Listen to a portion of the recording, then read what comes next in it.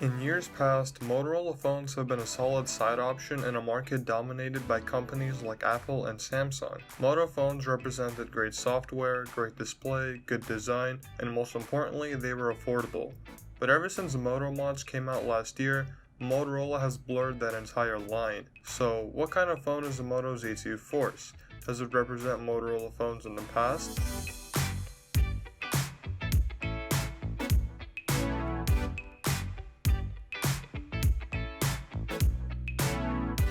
This phone retails for $750, and for that you get a Snapdragon 835, a 5.5-inch Quad HD display, Android 7.1, and a terribly small 2730 mAh battery, which I promise we will talk about. In terms of everyday use, the phone feels great in the hand and the software is smooth, as it should be for any flagship in 2017 with an 835 processor. So far pretty standard stuff. The software is also not too tampered with and has a fairly stock Android feel.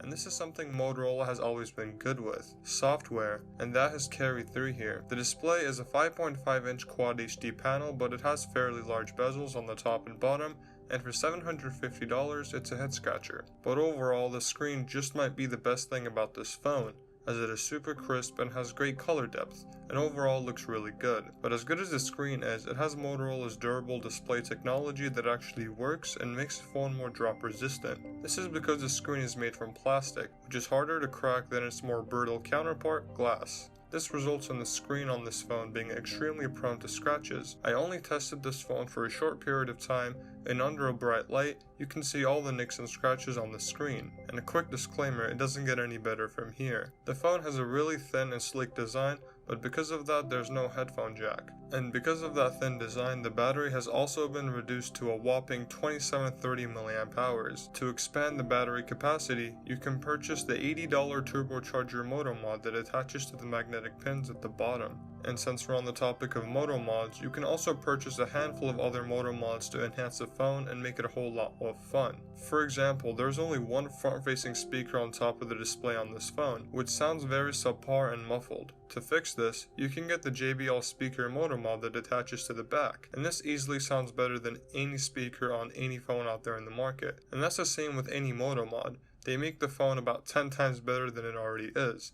So here's the question everybody's asking. Why don't buyers just buy MotoMods since it makes the phone so great? And don't get me wrong, most of these MotoMods really do make the experience better than something like an iPhone in most cases, but buying all those MotoMods will cost you a whole lot of money. 3 MotoMods will cost you on average of about $300 to $400-ish. And this phone is already $350, so you really have to be invested in the MotoMods ecosystem to really get the experience that this phone is capable of delivering. And that's what makes the Moto Z2 Force have all these compromises as a phone. MotoMods. You can make the argument that Motorola did not enhance the Z2 Force the way they could have, so more people could buy MotoMods. And that's the thing, the market for MotoMods are really small right now, so for everybody else not interested in that market, this phone is probably going to be a pass, as it should be, because $750 can get you a whole lot more in terms of just the phone. So yeah, that's the Moto Z2 Force, and I want to shout out my friend Kamal for helping me shoot this video. I'll leave his channel in the description. That's it for me in this video. I'll see you guys in the next one.